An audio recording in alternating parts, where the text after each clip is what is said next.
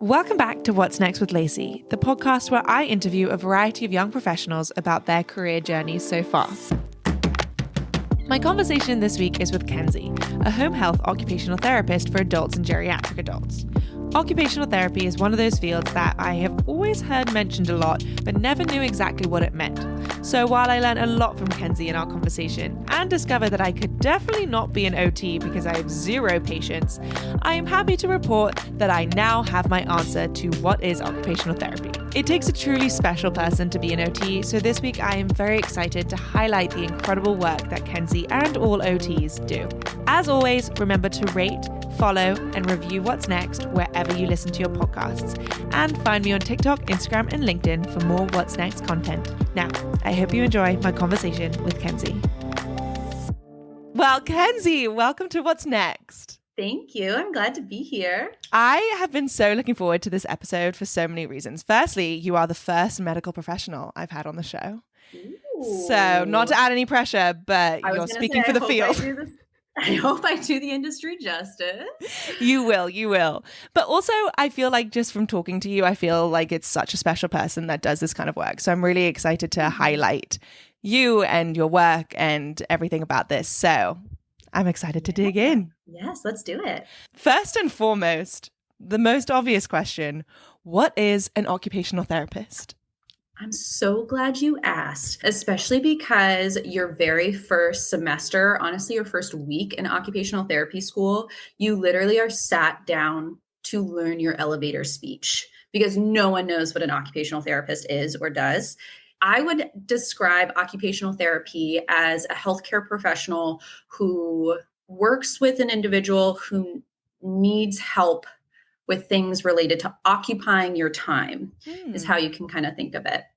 So an occupational therapist can work with anyone from babies, like perinatal, still in the womb, educating mama, to right when they're first born, all the way to end of life care. So it's a full spectrum of the type of clients that you're working with. And the goal is to work with someone on things related to their day-to-day function or their day-to-day routine. And it's a very holistic specialty in the sense that it can be really anything that you're having a hard time with. And an OT is an expert in problem solving. So there are different areas that you can get into with occupational therapy of mental health, physical rehabilitation, pediatric care, older adult care. And then when you're actually working with that client, it can be for any reason that they're having that dysfunction. For example, I work with older adults, geriatrics. So my clientele, I'm looking at their cognition, making sure that they're safe to problem solve in their day-to-day. I am looking at their environment, wherever they're living, making sure that their home meets their needs. I am looking at their physical abilities too, right? Seeing what they can and can't do and how we can either improve their physical abilities or modify their access to their environment or their activities. Also looking at things like psychosocial. That's a huge aspect that OT also works on. So a person's own mental health and their own self-awareness, as well as their interaction with either family members, friends, caregivers, their connection to the community. You know, a lot of my clients tend to be isolated because of their situation as older adults, and that affects their cognition. And, you know, it's just kind of this holistic aspect, which is why one of the reasons why I really like it, because it can really kind of be about anything. That makes sense. You're kind of looking at the whole picture and making sure that someone can thrive in their life, essentially. I guess this is a bit of a dumb question, but I feel like when I talk to people and we talk about like occupational therapists, it's often compared to a physical therapist. So how are they similar and different? Yeah. I think it definitely depends on what setting or population you're working with in terms of the similarities, because they can definitely overlap significantly. But then if you're working in like a mental health setting, there might not even be a physical therapist on staff. It might just be occupational therapy. So it really kind of depends where you're working. I'll use the example of what I do. So I do home health therapy. So that means I work with adults and older adults when they are homebound. So that means that they are really unable to functionally leave their house very safely. It's a really taxing effort for them to leave. They need equipment, they need a caregiver, they need special transportation. And I can see them whether they've come out of the hospital for some kind of medical reason, or they are just kind of experiencing a general decline in function.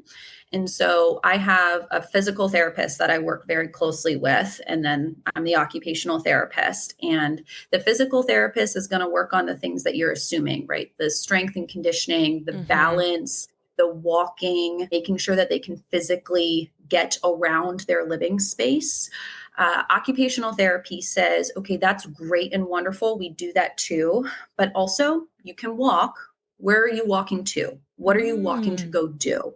Do you need to access your kitchen? Do you need to go in the backyard? How are you getting to your laundry? Once you get to your laundry, how do you do your laundry, right? You can't reach into the dryer anymore. So how do we navigate that? Or what if someone's living in their home with, say, a spouse and the patient has dementia? A physical therapist is still going to work on all of those components of the range of motion of their joints and the strength of their muscles. Again, occupational therapy can also do that, but occupational therapy is also going to be focused on, okay, let's make sure that they can safely follow commands. Let's make sure that they can, if they can't initiate these activities on their own, that we ensure that their caregiver or their spouse or their family member knows how to safely care for them. Because they're forgetful and they don't remember to take their medications, or they're going to leave the stove on, or they're going to walk out of their house and get lost. So that's an area. For my company in particular, occupational therapists also take on a lot of the equipment ordering. That depends on which company you're at, whether OT or PT does that. But for me, I work with a lot of people on getting them wheelchairs, hospital beds, as well as the little adaptive equipment pieces too. You can't put your socks on. There's a tool for that. You need a shower chair. It just, the list goes on and on. There's a whole world of equipment and adaptive equipment that occupational therapy also does. So that's part of it as well. So an occupational therapist we call it remediate or compensate. So if there's something that we can fix and you can get better, awesome, let's do it. Let's get stronger. Let's build endurance. Let's work on your balance. If that's not going to get better for whatever reason, how are we going to make sure that you're safe and as independent as you can be in the meantime? So whether that means we get you different equipment, we block off the staircase that you are going to probably try to go up and down and you're not safe to go down. We're going to, modify your environment and train your caregivers so that you can do what you need to do, but you're safe doing it. A little bit of everything. Yeah, no, it really is a little bit of everything. And it feels like you really have to think in advance of basically everything that could possibly go wrong. Absolutely. How do you develop the skills for that? What skills do you think you need to be an OT? That is a great question. And I'm triggered back to my graduate school interviews and my first days in class. First and foremost, for occupational therapists, that is actually a skill that you are taught. In the industry, it's called activity analysis. And so I did so many projects in which you break down a task. So in school, they'll go through some of the most common tasks that you might encounter. So I'm going to use the very basic example of dressing, of getting dressed in the morning. And I'll even break it down even further into saying getting your pants on. Wow. And I'm going to break it down even further into saying, do you need to sit or stand or lie down to get your pants on? We need to put your pants on the right leg. We need to put the pants on the left leg. Then we need to pull the pants up over the hips. Are you going to do that by yourself? Are you going to have somebody to help you? Do you need equipment? Can you cognitively process through that? And that's just for literally putting on your pants. Wow. Then you have to do it for socks, shoes, shirt, toileting, bathing, eating. But whatever the issue that the person is having, you just break it down into its most minute steps. And then you find the barrier, the issue that they're having, and you try to see if there's a way that you can fix that. And it takes a lot of practice. I would say if you are thinking about becoming an OT and you're like, well, that sounds overwhelming, or I'm not sure if that fits, you learn it. So it is definitely a learned skill, but someone who is good at creative thinking and problem solving would definitely be a good fit for that profession compared to a lot, I think, medical professionals or healthcare professionals. It's very type A. Occupational therapy, I think, really leans itself in, at least in the settings that I work in, to being a lot more creative and adaptive and problem solving, which is a fun aspect. It also sounds like you have to be really patient. Yes. Yes. That, because it just seems like, yeah, I've never thought of that, but yeah, that's true. That is very true.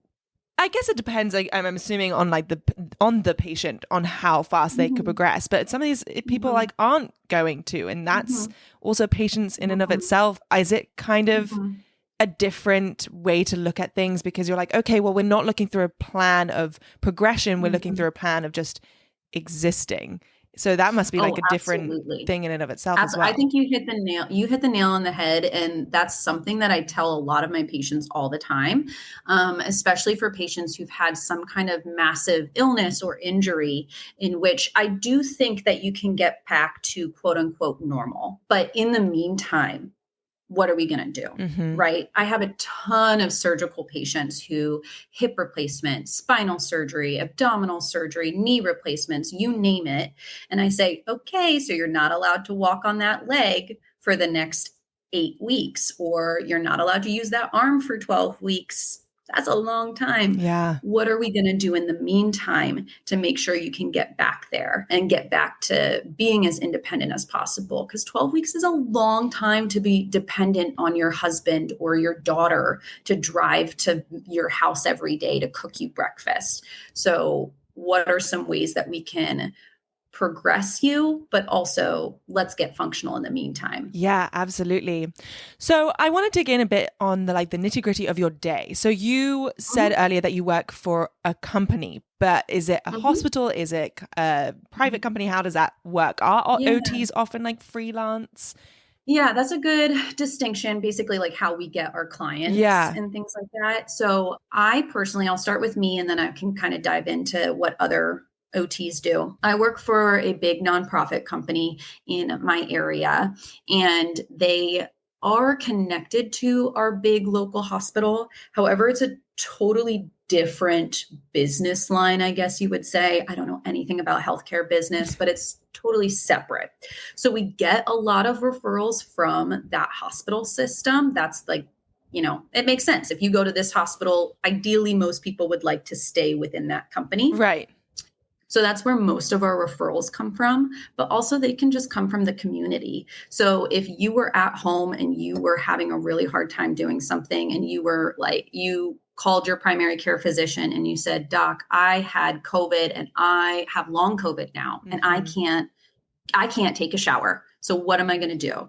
Your primary care physician is going to refer you probably to home health therapy, assuming you're homebound. They also might refer you to outpatient. So it can come, for my job, from a hospital system, or it can come from a direct referral from a physician. I would say for the vast majority of occupational therapists, that's usually what it looks like. The other settings that occupational therapists work in is a hospital. And usually when you work in a hospital, you just work in the hospital, although there's options that you can do a couple days in the hospital, a couple days at that hospital's outpatient center. Especially if you're in rural health, it might look a little bit like a grab bag. But there's the hospital system, there's skilled nursing facilities or rehab centers, They used to be called nursing homes, but that's still a short-term stay usually. You can work in what I do, home health setting. You can work in outpatient setting. And then there are also specialties from there. But those are kind of the big treatment buckets that occupational therapists work with. And it's usually with a bigger company. You can start your own private practice. There's lots of people that do that. So that's an option if you're interested in dealing with insurance all day, every day. Right. There's certainly an option to be your own boss. I don't want to do that, but damn, yeah, that I don't think I could handle either. I can't even handle my own insurance. right. Yeah. I'm very glad that there are lots of people that want to do that. Yeah. But those are normally outpatient facilities. There's like a couple of companies that maybe have started like skilled nursing facilities that have started as therapist run, but that's like very, very rare. If you're going to start your own business, it's usually private practice, outpatient, Right. Clinic Right. is usually where you go. I imagine that your days are very different every day and your schedule probably shifts a lot. But is there a typical day that you have? Yeah, I would definitely say there's a typical day. For my company, I am getting all of my initial patient referrals through scheduling. So I personally don't necessarily work with those initial referrals. There's a lot of admin people who handle all of that before the patient gets to me. And so I'll see what my schedule is for the week, both with my clients, my repeat clients that I've been seeing, or my new clients. And I get to make my schedule for the week. So, and that's pretty typical of home health therapy.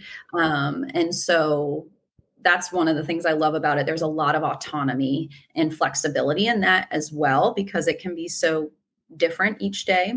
I would say if I was going to go through a very general day-to-day, my first patient is usually around 10. My last patient is usually around maybe like 2 or 3. And I might start the day with a little bit. I can take my notes home. So I might start the day with catching up on work, doing some stuff from home. Then I'll go out to see my clients. I'll see anywhere from 4 to 6 clients a day. And then if I'm really good, I can work on my documentation while I'm with the patient in their home. Or if I have a quick little break, I can do it in my car. Otherwise, at the end of the day, I'll come home and finish up those notes. Yeah. And I would say that's a pretty typical day is the 10 to 2, 3. It's a bad day if I have to come home by 5. And that's when you're with patients and you're just going from patient to patient to patient. Yep. Yes. So my territory that I'm in right now is pretty compact because I'm in a city and I'm in one of the more urban suburbs. So, and we have a high client volume in that area. So for me, the travel time in between patients' houses is anywhere from 5 to 15 minutes. Okay. I have worked for companies before where the territory is huge and it can be anywhere from 5 to 45 minutes between a patient's house. That is definitely dependent on where you live, like if you're in a more rural setting, or you just also, your company doesn't have as big of a caseload. The reason that I'm able, I think, to make my schedule a lot more compact is because I have a high client volume. I have no shortage of clients, and I also live in a more compact area. Yeah. So that definitely helps. Home health can definitely look very different. I've heard horror stories. I live out in Seattle where there's also like islands off the coast, and some people have to drive from the mainland to the islands. It really just kind of depends on what the territory is that you sign up for. So I think I have a pretty ideal situation for home health, I would say. Yeah, definitely. That's really not that bad in between patients. Do you also, though, schedule your clients depending on where they live to make your day look a little easier? Yep. Yeah, that makes sense. Yep, absolutely. And everybody is different. That's the other nice flexible thing about it is I have my preferences on how I like to schedule, and other people do something totally different. I think it's also nice that depending on your manager and the company that you work for in home health, there's a certain, we call it in the industry, productivity. And that means you have to see a certain number of patients per week. I mean, healthcare is still a business. So in order for the company to meet their bottom line, in order for them to be able to then reimburse you and pay you effectively, there's a certain number of patients that you have to see per week. But within reason, you can really make that schedule however you want. So again, within reason, if I have a doctor's appointment or a hair appointment, or another really nice thing about my schedule is that an insurance week is Sunday through Saturday. And for meeting my patients' schedules, I set the frequency, right? So I determine if I want to see somebody 1 to 3 times a week. Oh, wow. And the that makes doctor sense. signs off on that.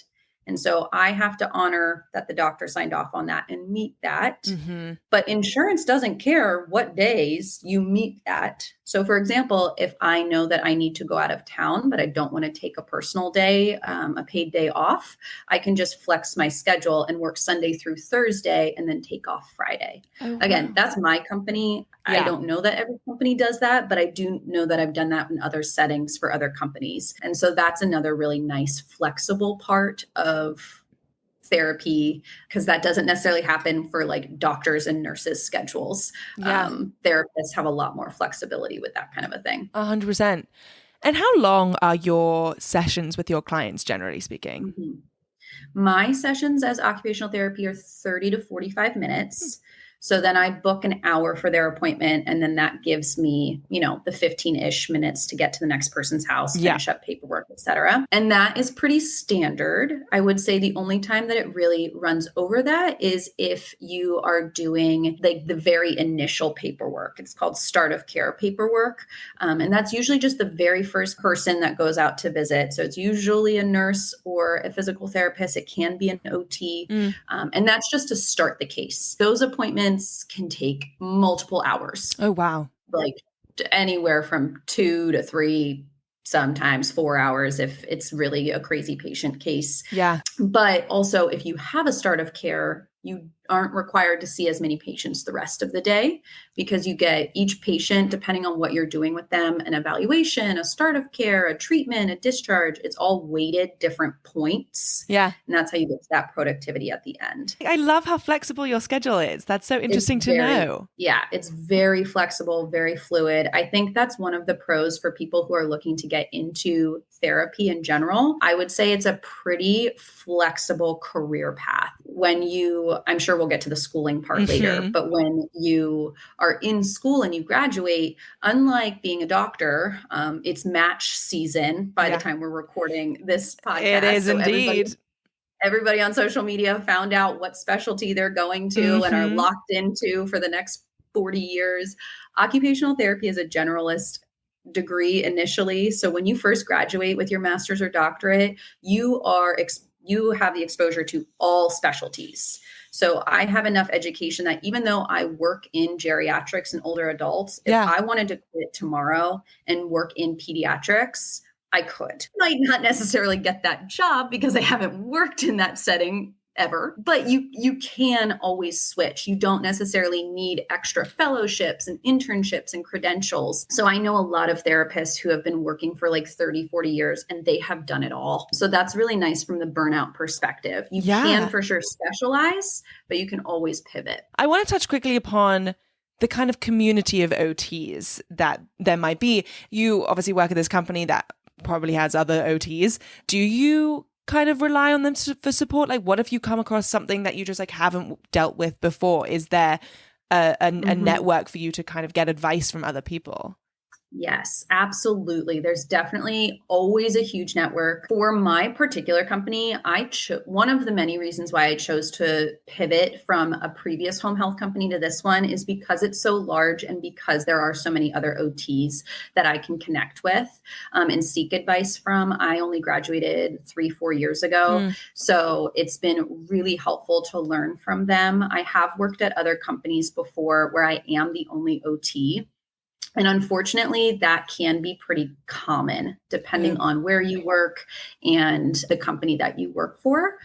So in terms of if you don't have other OTs at your particular job that you can reach out to, I have had a lot of really good success, both with my local state associations and with the National Association. Especially during COVID, I was able to reach out, and my state association did really cute little Zoom networking calls where we talked a little OT, but also it was more just to get to know the other people in the community. And then even the National Association, it's called American Occupational Therapy Association, AOTA. They're also a lot more responsive than I think a lot of even other occupational therapists give them credit for. I know in the past when I have been the only OT at my company and I didn't know anyone else who would know the answer to my question, you can go on to the national board website and enter a chat room and ask a question. And within 24 hours, I got people from all over the country saying, hey, feel free, like this is the answer to your question. Here's my email. Feel free to follow up. Let's schedule a phone call. And like this was a woman in Maine. You know what I mean? So I would definitely say occupational therapists, the stereotype is that we are very friendly and very chatty. A little side story about that. When I was in graduate school, I think it's corny, but because I went to a doctorate program, we did this cute little white coat ceremony, just like a physician would. We got our little white coats, and there was a little thing at the beginning of the year. And my program had occupational therapy, physical therapy, and pharmacy. All in our health profession school. So we all did the white coat ceremony together. And this was still when my parents weren't really sure what an occupational therapist was. And they were like, okay, this girl's about to go spend a lot of money and a lot of time doing this thing that we have no idea what it is. We hope she likes it. And my dad told me that the way the stage worked for this ceremony was the audience was up on risers a little bit. And so they got to look down on the 3 different disciplines sitting there waiting to be called up. And he said he knew that I picked the right profession because and this is no shade to any of the other specialties, I think they would probably honestly agree with these stereotypes. But my dad said the pharmacy students were all sitting up, straight backed, looking straight ahead, silent. No one was talking to each other. The physical therapists were all like slouching and lounging, maybe like scrolling on their phones. A couple of them were chit-chatting. And then the occupational therapists were like chairs turned, getting circles together, hugging each other. Like they had to shush us. And this was the first day that we had all met. And my dad just was watching these 3 groups of people and he was like, okay, yeah, she found her people. Yeah. That's amazing. I could so see that though, because of just the work that you're doing. You need to have that personality to be able to bond with your client because they obviously have to trust you a lot as well. So I feel like that is unsurprising completely. That is so funny. Wow, I love that. So even if you don't have another OT at your job, there are other OTs and you can find help anywhere on the internet. That's awesome. I mean, similarly to that question, obviously you can now rely on this community, but is there any other way that you kind of stay up to date with the field? Because obviously there's just so much, I'm sure, that you have to keep learning and advancing on. So how else do you stay up to date on the field? Yes. So for your license that in my state is renewed every 2 years, you have to have, it's either 32 or 36, I can't remember, units of continuing education. And you are required when you renew your license to be up to date. Depending on the specialty or the certification that you have, you might be required to have a certain number of hours or units related to that specialty. But that's really only if you're trying to renew for a certain certification. For a general OT degree, you can just get units in whatever you want. So there are a few ways that you can do that. There's always like classes and continuing education that's usually pushed by the company that you work for, right? Because the company doesn't want you to lapse on your license because you don't have CEUs. Yeah. So a big perk for a lot of big companies is that they'll give you a certain allowance of money that you can go travel to go to a course, or they'll reimburse you for a subscription to a course. The big, huge one that a lot of healthcare workers do is called MedBridge. It's an online membership service, and they have a million videos, and basically you watch the video, you answer some questions, and then it can count towards your CEUs. And now these aren't necessarily short videos. If it's a short video, it's probably only worth like 0.1 credits. Oh, wow. To actually get credits, they are sometimes a couple hours long. So you can do online stuff. If there's a university close to you, they oftentimes host either virtual or in-person events that can be geared towards getting your continuing education credits. Your state association will oftentimes have some kind of continuing education option where if you go to it or participate in it, it counts. Hosting students is another really, I think, quick and easy way to get a lot of continuing education credits. If you are a practitioner and you take on a student, whether it be a level 1 student or a level 2 student, so either 1 week or 12 weeks, you also are awarded a certain number of credits. And for that, I want to say when I taught my level 2 student, I want to say I got something crazy like 20 CEUs. Oh, wow. Right? Like you need 30 for 2 years. And then same thing when I got my specialty in lymphedema. It was a 10-day course that I flew to Florida for. And again, I think that was like 30 or 40 units. So it depends on how you want to divide it up. There are always continuing education units, events, classes, courses, online, in person, whatever. And you can either do it in a chunk or you can kind of do it bit by bit. It really just depends on what you're interested in. Yeah, that's great that it really does encourage you, and you have to keep learning and advancing. Yes. That's awesome. Mm-hmm. I do want to touch upon now your journey to OT and to where you are now. So firstly, do you remember your first exposure to OT and why did you want to go into it? Yeah. I love my OT story because I like to say that I found OT backwards. I had a great aunt that I was very close with when I was growing up. Her name was Mamie. And in the later years of her life, she was living in New Jersey and moved closer to my family in Pennsylvania so that my family could help take care of her. Mamie was a fashionista. She had all of the designer things. She lived in her high-rise apartment in the city. She was a very independent woman. Unfortunately, she was single for a long time because she was widowed. So she was independent for most of her life. So in the later years of her life, when she started getting dementia and started declining, when we moved her into a nursing home or an assisted living facility, rather, I would go visit her and spend a lot of time with her. And I knew how important it was for Mimi to be independent and that it would kill her that she had to rely so heavily on others to do the basic things. So even though she had dementia and couldn't physically do a lot, I would spend my afternoons after school going there and seeing what she could do, right? She loved to do her makeup and her hair. So I'd sit her in her wheelchair in front of the bathroom mirror and I would force her to figure it out on her own. I would force her to feed herself because I knew that she would find value in that. And I knew that she was still in there a little bit, that would be important to her. Yeah. And I remember looking around at all of the other people at the facility, and I'm sure they had an occupational therapist there, but based off of my schedule, I never met them. And I remember looking around and looking at all the wonderful nursing assistants and nurses and thought, man, I wish I could do this job where I help my grandmother or my great aunt stay independent. But like, I don't really want to be a nurse or a nursing assistant. So I guess we'll table that. So fast forward, I get to college and my random roommate, I knew I wanted to do science, but I had no idea what I wanted to do at college. And my random roommate freshman year said, I am pre-occupational therapy. And I said, what's that?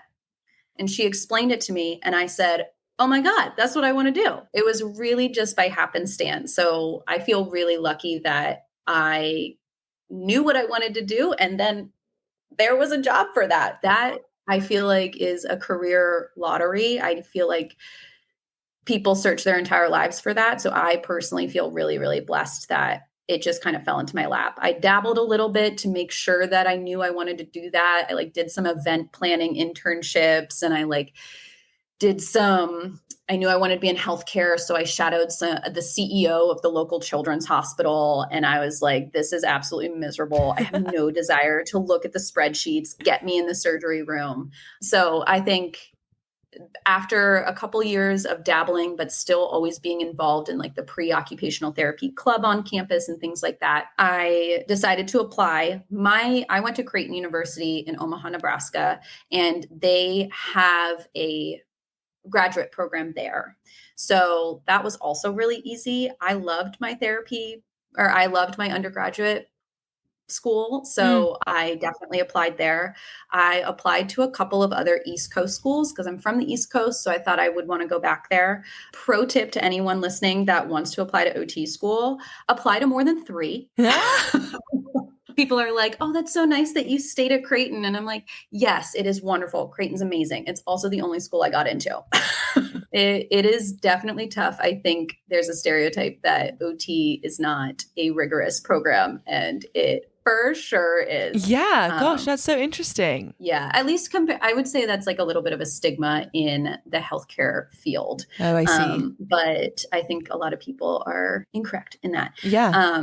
So then I finished 4 years at Creighton's undergrad, and then I got to stay for another 3 years at Creighton for graduate. It really does seem like fate that you fell into this career and found this career, and such a beautiful story. Can you walk us through how your grad program specifically works? Like, are you doing rotational programs amongst all these specialties? Are you going to a hospital? How did that work? One of the reasons why I liked choosing Creighton for anybody who can't decide which OT school that you like or what is beneficial about going to one versus the other, I would recommend you look at kind of almost what they specialize in.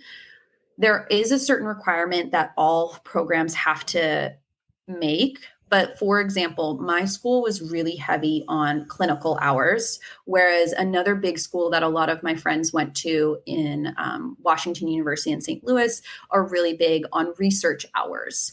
So that's just like one small component of how schools can be a little bit different. Both schools still require a certain amount of clinical and research hours, but it depends on maybe what your interest or emphasis is. So for my program being 3 years, the first 2 years are primarily didactic coursework. You're in a classroom, you're doing the textbooks, you're doing the exams. The way my school organized was in your first year, the first semester, you had to do a series of shadowing hours. And that was just like 4 hours on a Friday, a couple of like once a month or something like that. And then the AOTA requirement is that I'm going to get the timelines mixed up. But at some point in your first year, you have to do 3 or 4 1-week rotations.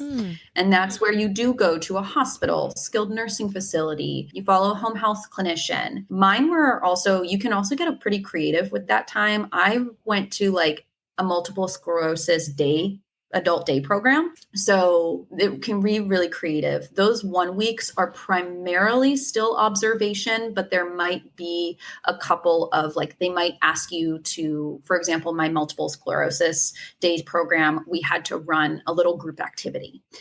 So you're not actually doing really big therapy, but you might have to make a presentation to the OTs that work there, something like that.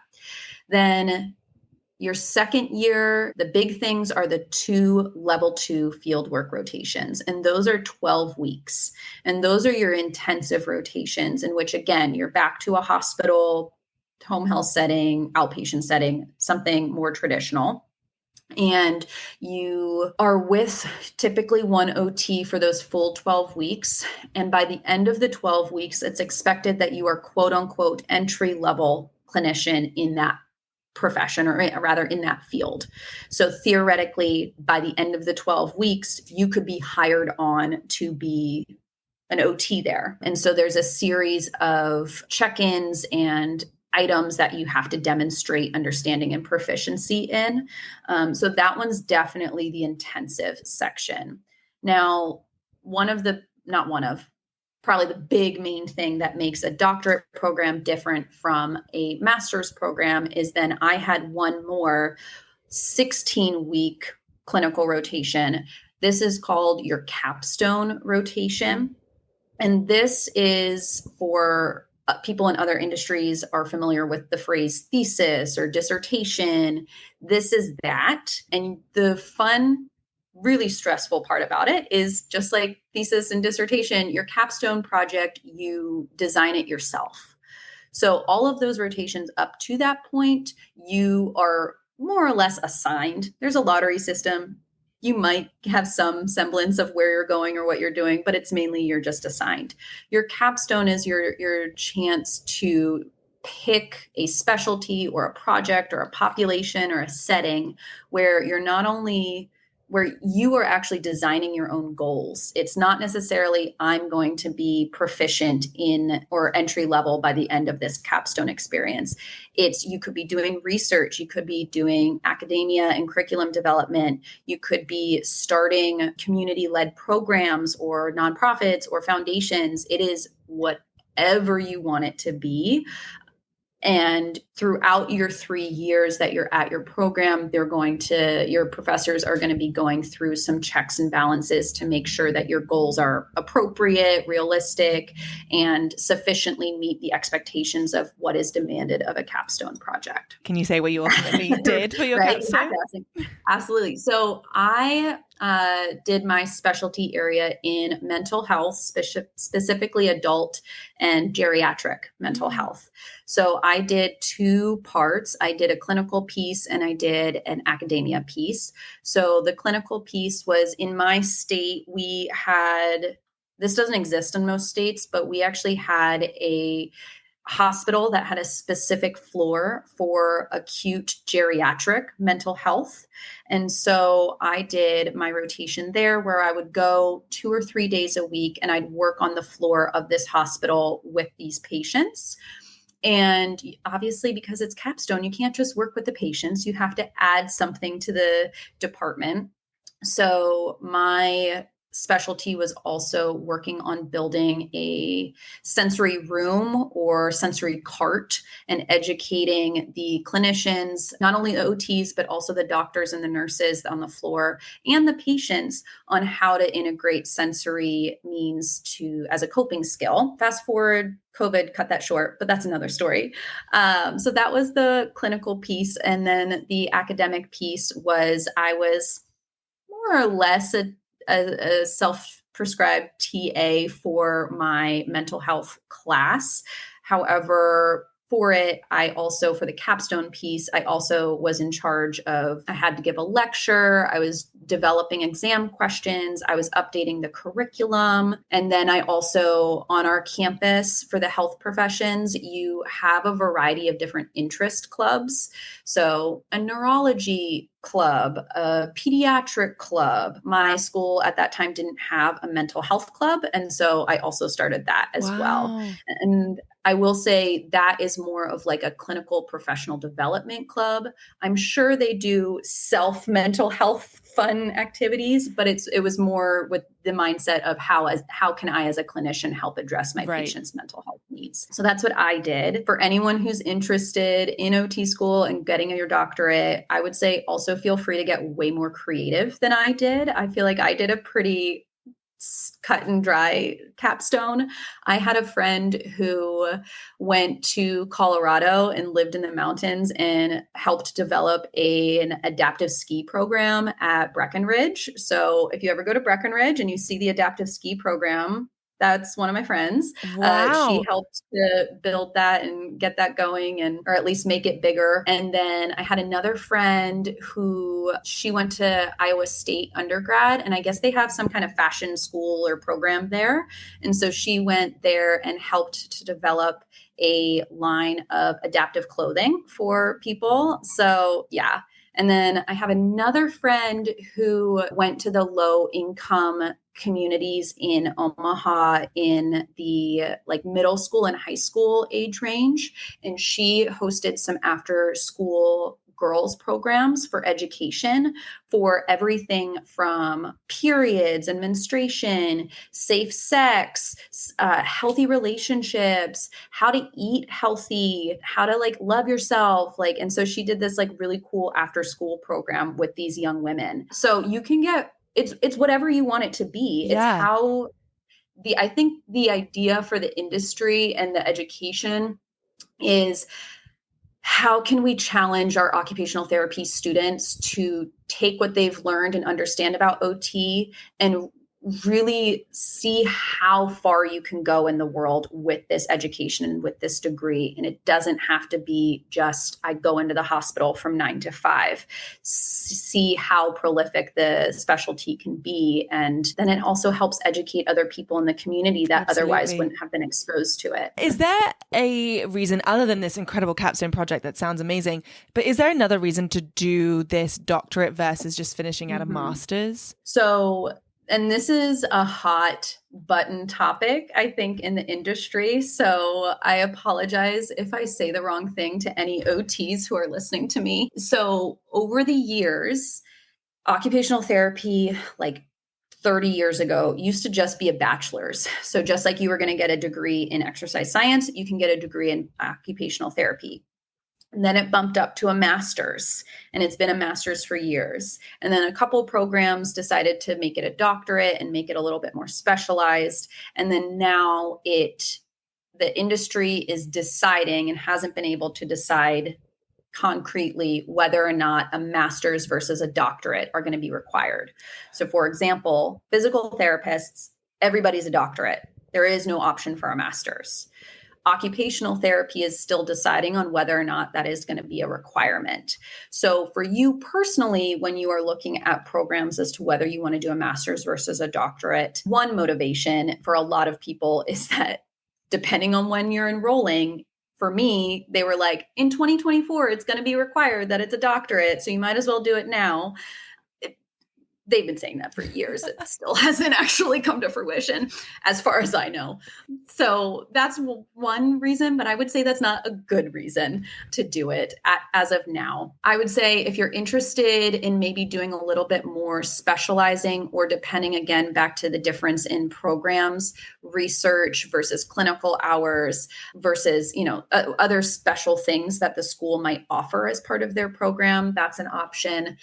Also, it might also just be like the school. You know what I mean? I applied to a couple of master's programs that are higher ranked than Creighton and looked like amazing, fun, cool, interesting programs. And they were a master's. So I wouldn't necessarily hold master's versus doctorate against the school or the program. I would really look at the program and see if it has something that you offer. I'm going to say another hot button take, one more hot button take. I love this. That I'm not cool enough to get canceled, but here it is. Doctorates cost a lot more money. And there is a lot of controversy in the industry as to whether or not it's actually worth it. You do not get paid more when you go apply for a job getting a doctorate. And you might not necessarily get the job over a master's. It is not coveted enough of an extra degree that most places care. Now, if you're applying to like a university or something like that, or like a specialty hospital, they might care, but only if they recognize that program. There are a lot of OT programs. Yours might not be famous enough for them to know it. So I would also say that's another huge controversy with it. The other aspect is that occupational therapy is predominantly white women. And there's one aspect that I think has been talked about a lot, is that increasing to another degree, more education, more time, more money, a lot more money, puts increasing barriers sometimes on the diversity of candidates that you're going to get. It's another barrier to entry. And OT really desperately needs more diversity. Me speaking as a white woman, we need a higher diversity of clinicians. So that's another concern of making the full transition to doctorate. There are lots of other concerns, but those are just kind of the big ones. I would say if you're looking at an OT school, focus more on what you want to get out of the program itself. And then whether it's a master's or a doctorate, that's, in my opinion, that's just here nor there. Yeah, no, that makes total sense. And that's really interesting to hear. And Yeah, I think that's going to be something really important for people to think about as they're approaching this career path for sure. And then looking at OT in terms of a career, how does it work in terms of growth? Is there a way? I mean, I know you said earlier that you can, switch your specialty and so that you're never really feeling that burnout, but is there a way that you're like growing as an OT? Yeah, definitely. I think that one of the beautiful parts about OT specifically being so holistic towards our patients is that it's also so holistic towards our clinicians.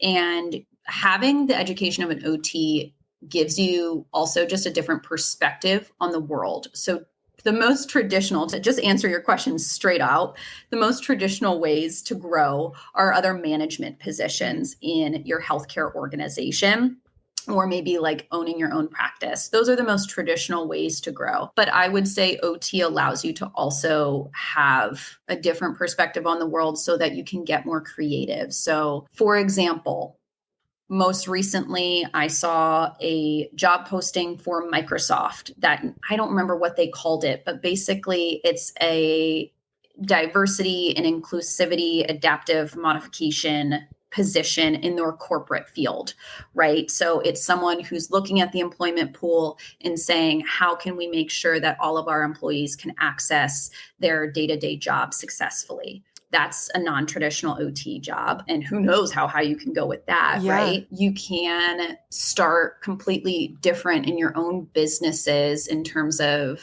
accessing the community with different companies. You can create, nowadays in the age of technology and social media, becoming like an influencer with your own courses and things like that is definitely a very real thing. I don't know if you would necessarily consider that growth, but that's definitely a way that you definitely can make a lot more money and expose yourself to a variety of different people. And I would say I personally would like to get more creative later in my career, and I would like to advocate for myself, but then also advocate for other OTs, because sometimes I think there's also this stereotype that OTs don't necessarily advocate for how creative and holistic our brains are, that I think we're still working to push into those other sectors of the industry, because the healthcare system is really vast and occupational therapy really, really genuinely impacts the healthcare industry.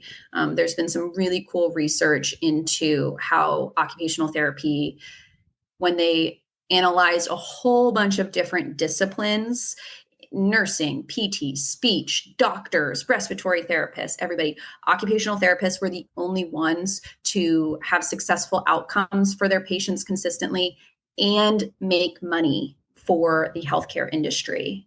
Every other discipline bled them dry, but OTs make Medicare money. So I think that's another aspect that OTs can really get involved in policy advocacy and things like that.